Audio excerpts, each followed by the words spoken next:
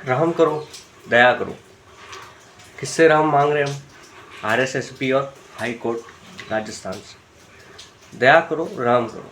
देखिए, सभी मेहनत करते हैं, आप भी मेहनत करते हो, हम भी मेहनत करते हैं, सब लोग पढ़ाई करते हैं, बिल्कुल पढ़ाई करते हैं। सभी ने राजस्थान जी के पढ़ा, करंट पढ़ा, है ना, मैथ्स पढ़ी, रीजनिंग पढ़ी, इंग्लिश पढ़ी, हिंदी पढ़ी, सब बिल्कुल आप मैं सब बराबर ही मेहनत करते हैं। मतलब ऐसा नहीं कोई स्टूडेंट कम ज़्यादा मेहनत हो सकती, किसी स्टूडेंट की 10% कम, किसी स्टूडेंट की 5% ज़्यादा, ये मेहनत हो सकती।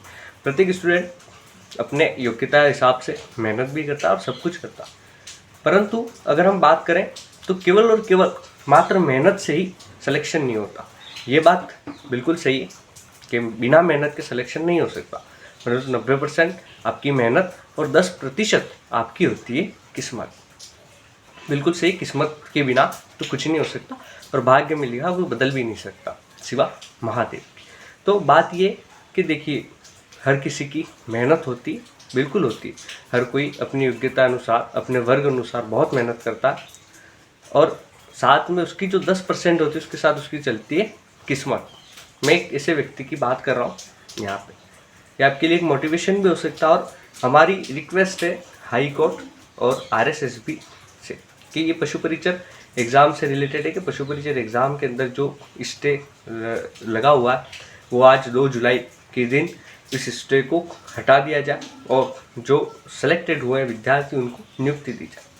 हम एक ऐसे व्यक्ति की बात कर रहे हैं, मैं उस व्यक्ति का नाम नहीं लूँगा यहाँ पे आपके सामने, आप एक केवल समझिएगा। एक व्यक्ति है, वो अपने जीवन में मेहनत करता, उसने बीएससी करी, बीएड करी, सब कुछ किया, फिर उसने मेहनत करी और सबसे पहले एक एग्ज़ाम दिया उसने पटवार का, पटवार 2019 का।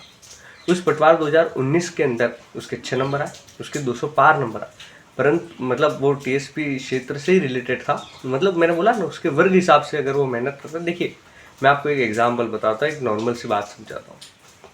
अगर आप नॉन टीएसपी क्षेत्र से और आप जनरल हैं तो आप उस हिसाब से ही मेहनत करोगे, बराबर आपका सीटिंग अरेंजमेंट होगा, आपकी जो प्लानिंग होगी उस हिसाब से होगी। अगर आप नॉन टीएसपी के एसटी हो तो आपकी मेहनत उस एसटी वर्ग के हिसाब से होगी, ठीक है। उसी प्रकार आप टीएसपी के अंदर जनरल हो तो आपकी जो मेहनत होगी और जो आपका लक्ष्य होता है वो उस वर्ग के हिसाब से होता है ना, और आपको जो सुविधा और सुख सुविधाएं मिलती है उस वर्ग के हिसाब से ही मिलती है। इसलिए जो वर्ग बांटे हुए हैं उसी हिसाब से मेहनत होती और उस हिसाब से व्यक्ति अपने लक्ष्य निर्धारित करता। तो टीएसपी का एक व्यक्ति है, उसने 2019 पटवार का एग्ज़ाम दिया।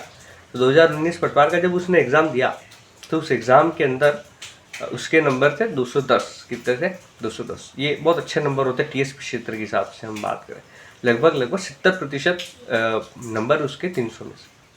उसके साथ चौथी शिफ्ट में वो होता है, और जब रिजल्ट आता है तो उसको क्या होता है, यकीन होता है उसका सिलेक्शन तो हो ही जाएगा, क्योंकि 200 वाले का सिलेक्शन हो जाता है, 210 का क्यों नहीं होता। परंतु वो चौथी शिफ्ट में होता है, उसके नंबर काट के रख दिए जाते, कितने 20 काट लिए जाते, तो उसके नंबर हो जाते 190, और 2 गुना की मेरिट ही जाती है 188 पॉइंट समथिंग नंबर। तो आप खुद सोचिए उसके साथ क्या हुआ। तो वो उस पूरी रेस से क्या हो गया, बाहर हो, बिल्कुल। फिर आगामी एग्ज़ाम होते रहते। फिर उसका एग्ज़ाम होता है कंप्यूटर अनुदेशक का एग्ज़ाम। सभी ने कंप्यूटर अनुदेशक जो सीएस वाले स्टूडेंट थे उन्होंने दिया। कंप्यूटर साइंस की उसके पास डिग्री भी होती है। वो असमंजस में होता है कि वो है या नहीं है, फिर भी वो तैयारी करता है, मेहनत करता है और सब कुछ करता है।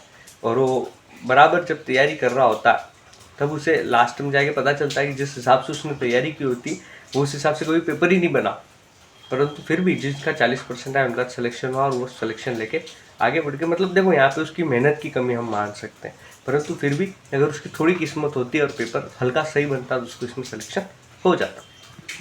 फिर उसने आगे दिया संगणक का एग्ज़ाम। संगणक का एग्ज़ाम भी उसका बहुत ही अच्छा गया, सब कुछ अच्छा रहा। उसके 100 में से 70 नंबर आए। टीएसपी के हिसाब से 70 नंबर मतलब 70% की मेरिट है, और 70% मेरिट मतलब ये नॉन टीएसपी के लगभग बराबर होती है। परंतु पोस्टें कम हिसाब होने के हिसाब से ये जो नंबर है वो उसके लिए सफिशिएंट थे टीएसपी एरिया के जनरल के लिए।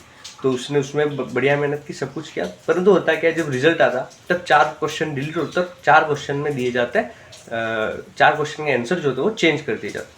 अब आप खुद सोचिए, 4 और 4 8 हो गए, और जब पोस्टें कम होती है ना, जब बहुत ही कम पोस्टों की कोई एग्ज़ाम होता है और उस एग्ज़ाम की अगर हम बात करें तो इतनी कम पोस्टों में तो एक एक नंबर भी बहुत ही मेरिट हिला देता। तो जैसे ही ये 4 क्वेश्चन कैंसर चेंज और 4 क्वेश्चन डिलीट हुए, उसके अंदर जो मेरिट होती है वो 2 गुना की मेरिट से बाहर निकल जाता है, मतलब उसके नंबर हो जाते हैं 163 और मेरिट जाती है 2 गुना की 164। तो इस पूरी रेस से भी क्या हो जाता, बाहर हो जाता। वो उम्र तपड़ के मेहनत कर रहा होता है, फिर वो एक जॉब भी ज्वाइन करता है, क्योंकि उसको हर किसी की फैमिली कंडीशन इस टाइप से नहीं होगी। वो जॉब ज्वाइन करेगा, सब कुछ करेगा, वो काम करेगा करके ना, अलग अलग प्रॉब्लम्स फेस करेगा और फेस करते हुए फिर वो कोई एग्ज़ाम देता है। उस एग्ज़ाम में अब उसकी किस्मत उसकी और पहली बार बैठी, ठीक है। जिस प्रकार आरसीबी की किस्मत पहली बार आरसीबी की ओर बैठी, तो उसकी किस्मत हो सकता है पहली बार उसकी ओर बैठी, ठीक है। तो उसकी ओर बैठी और जिस शिफ्ट में वो था उस शिफ्ट में इस बार उसके नंबर भी अच्छा है और नंबर उसके बढ़ भी गए, तो उसका इसमें क्या हो गया, सिलेक्शन हो गया। अब हुआ क्या, आप भी जानते हो 2019 के अंदर पटवारी में भी नॉर्मलाइजेशन होता, परंतु केस होता है नहीं होता, परंतु सबको नियुक्ति दे दी जाती। मतलब वहाँ पे उसके साथ धोखा हुआ, गड़बड़ हुई, परंतु जिनको नियुक्ति मिलनी थी उनको तो मिल चुकी है। फिर क्या होता है, संगणक के अंदर भी मैंने आपको बताया, और संगणक में भी यही उसके साथ होता कि जो 4 क्वेश्चन डिलीट उसके पक्ष में नहीं गिरते, परंतु इस बार हो सकता है उसके पक्ष में, उसकी किस्मत उसके पक्ष में गिर गई। जिस प्रकार आरसीबी की किस्मत इतने सालों में एक बार उसके पक्ष में बैठी, उसी प्रकार उस व्यक्ति की भी किस्मत बैठी।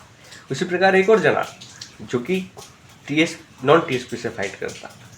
अब हम नॉन टीएसपी की अगर हम बात करें तो मेरिट ऐसे ही आई जाती है। उसका भी यही सीन था, 2019 पटवार का एग्ज़ाम, वो ईडब्ल्यूएस से कैंडिडेट था, उसके नंबर थे 218, परंतु शिफ्ट कौन सी थी, उसकी भी चौथी। तो उसके 15 से 20 नंबर आप काट दो तो वो आ जाता है 205 पे। तो ईडब्ल्यूएस की मेरिट उस समय जाती है 209 से 210 या 212, बहुत पुरानी बात होगी, इसलिए मैं भी थोड़ा एकदम कन्फर्मली याद नहीं आ रहा, परंतु बात ये। तो मेरा ये कहना है कि आरएसएसबी से भी रहम की बात क्या, आप रहम करिए, दया करिए, और हाई कोर्ट से भी रहम की और दया की बात करें कि देखिए जो हो चुका है उसको हम बदल नहीं सकते, तो ये जो करती है उस पर आप स्टे हटा दीजिए, और जो नियुक्त हुए या जो चयनित हुए अभ्यर्थी उनको आप जॉब दीजिए, और उनको इस चीज़ से, इस पूरी मेंटल जो टेंशन क्रिएट हो रखी है उससे आप फ्री कीजिए, और उनको इस जॉब के अंदर आप सिलेक्शन दीजिए। और साथ में यही भी है कि आरएसएसबी से कि आगामी परीक्षाओं में आप ऐसे कुछ भूमिका निभाएं या आप ऐसा कुछ करें जिससे या तो पेपर ही एक बने, या कुछ ऐसा हो जिससे कि नॉर्मलाइजेशन की इस पूरे जो जंजाल में हम सब फंसे हुए उससे बाहर निकले। देखिए हम ये भी नहीं कह सकते कि आरएसएसबी एक शिफ्ट में सारे एग्जाम करा देगा। चतुर्थ श्रेणी का एग्जाम आप देख लो, 23 लाख फॉर्म भरे हुए, 23 लाख फॉर्मों को एक शिफ्ट में कराना ऐसे बात नहीं, नामुमकिन नहीं है, मुमकिन तो है। ऐसा हो सकता है कि वो बाहरी जो राज्य हो गए, जैसे राजस्थान के सब जितने भी सेंटर उनको लगे उनको तो ले ही हो, और साथ में बाहरी राज्य जो सॉरी जो कि सीमावर्ती, उन सीमावर्ती राज्यों को भी वो सीमावर्ती राज्यों के जो जिले उनको भी शामिल कर दिया जाए। जो भी उनकी फीस होगी वो तो इसी भी आरएसएसबी दे रहा, और साथ में अगर आरएसएसबी को ऐसा लगता है कि खर्चा ज़्यादा होता है तो वो इस जो फॉर्म हमसे भरवा रही उनको भी वो ऑन कर दे, वो थोड़ा फॉर्म के कम पैसे रखे, 300 रुपये रखे एक फॉर्म के, है ना, और कैटेगरी वाइज 300 या किसी की 250 इस टाइप से वो रखे, पर जनरल के 300 रखे, और इस हिसाब से वो कैटेगरी वाइज फॉर्म की फीस कम रखे, परंतु पैसे सबसे ले। इससे क्या हुआ कि बाहरी जो सीमावर्ती जिले उनमें भी अगर एग्ज़ाम करवाने की बात हो तो करा सकते। देखो 23 लाख है, अगर हम बात करें वोटिंग एक साथ बहुत सारे टाइम में होती है, आप भी जानते हो एक ही दिन में कितने सारे अलग अलग जगहों पे वोटिंग हो जाती है और शांतिपूर्ण ढंग से होती है। तो उसी प्रकार 23 लाख बच्चे हैं, हम मान सकते हैं हम तो 140 करोड़ की आबादी और प्लस है, तो अगर 23 लाख के बच्चे, 23 लाख को हम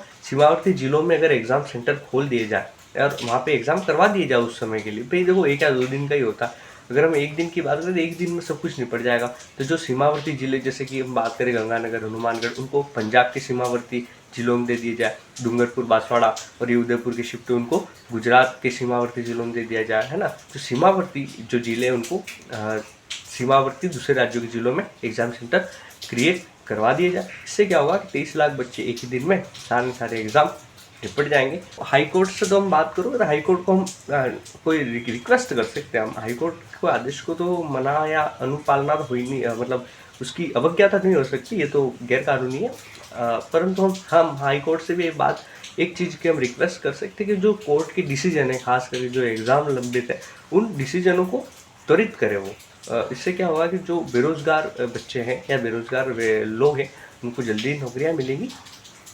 देखिए, हमको तो उम्मीद है कि जिस प्रकार एसआई के वो स्टूडेंट जो अंदर थे, है ना? उनको सरकार उनके सपोर्ट में, उसी प्रकार सरकार हमारे भी सपोर्ट में, मतलब सरकार उन बच्चों के भी सपोर्ट में रहे जिनका पशु परिचर के अंदर नाम आया और उनकी नियुक्ति जल्दी से जल्दी हो। परंतु हम सभी कोर्ट का इंतज़ार करेंगे और आज 2 जुलाई उसका डिसीजन आ जाएगा। आप सभी भगवान से प्रार्थना करके जाइए, है ना?